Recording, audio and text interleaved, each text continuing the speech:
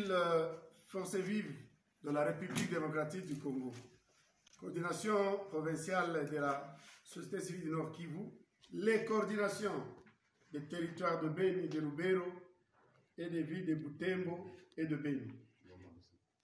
Déclaration de presse numéro 01/02/2024 concerne la situation sécuritaire et humanitaire dans le Grand Nord, Kivu. Les coordinations urbaines de la société civile Forces vives de villes de Beni, de Butembo et de Goma et des territoires de Beni et de Lubero, réunis en commune rurale de Kyondo, s'inquiètent de la dégradation de la situation socio-sécuritaire et économique de la province du Nord Kivu en général et de façon particulière des territoires de Beni, Rutshuru, Masisi et Nyiragongo, et des menaces sérieuses sur la ville de Goma, respectivement par les terroristes ADF et du M23.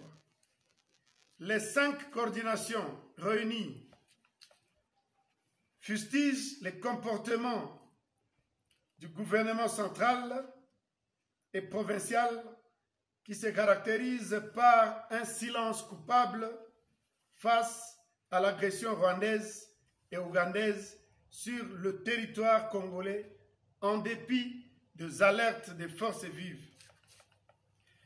Les incursions nocturnes, diurnes et des tueries sont devenues monnaie courante dans plusieurs entités de la province du Nord Kivu.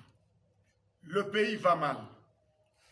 Les forces vives interpellent à cette occasion la conscience de toutes les autorités à tous les niveaux, civils et militaires, de se pencher sur cette question qui est en train de consumer petit à petit feu la population innocente, appauvrie et exposée à tous les risques sous menace de trahison de certains, malheureusement, de nos compatriotes véreux et corrompus qui complotent contre leur propre destin.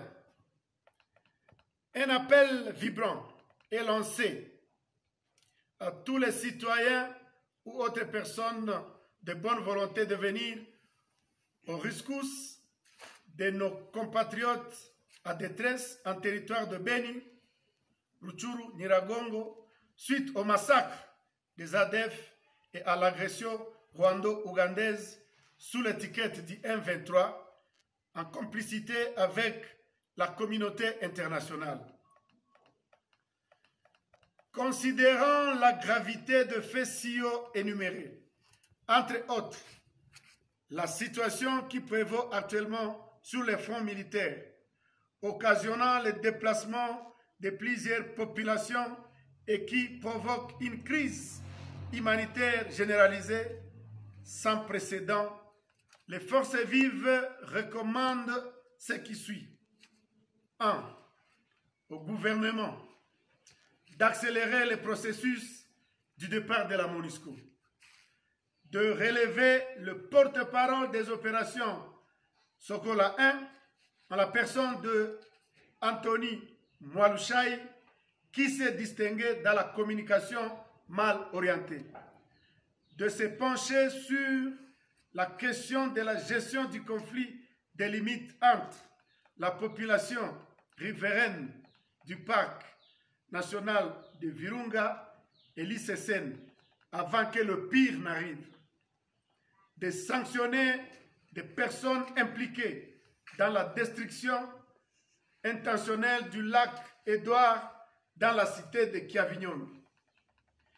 Une mise en garde est donnée à la COPEVI qui se distingue actuellement dans le rançonnement de la population appauvrie de Kiavignon, de relever l'unité militaire passant carotte dans le territoire de Beni pour leur inefficacité dans les opérations de traque de rebelles ADF-NAM, de revoir les frais fixés pour les examens d'État pour les élèves finalistes du Nord Kivu, session 2024, qui traversent une turbulence de la guerre, au besoin reconduire les frais de la session 2023.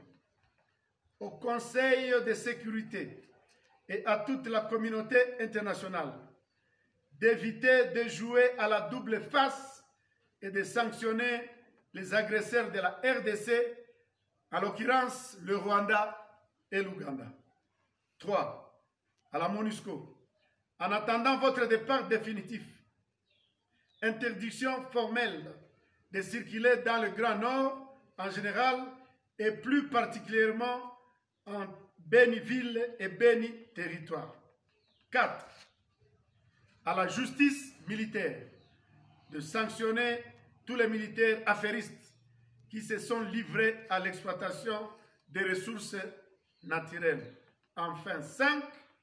À la population de continuer à collaborer avec le service de sécurité comme il le fait toujours. De rester toute oreille aux actions qui seront données par la société civile Force Vive dans les jours à venir, vu la gravité de la situation sécuritaire et humanitaire.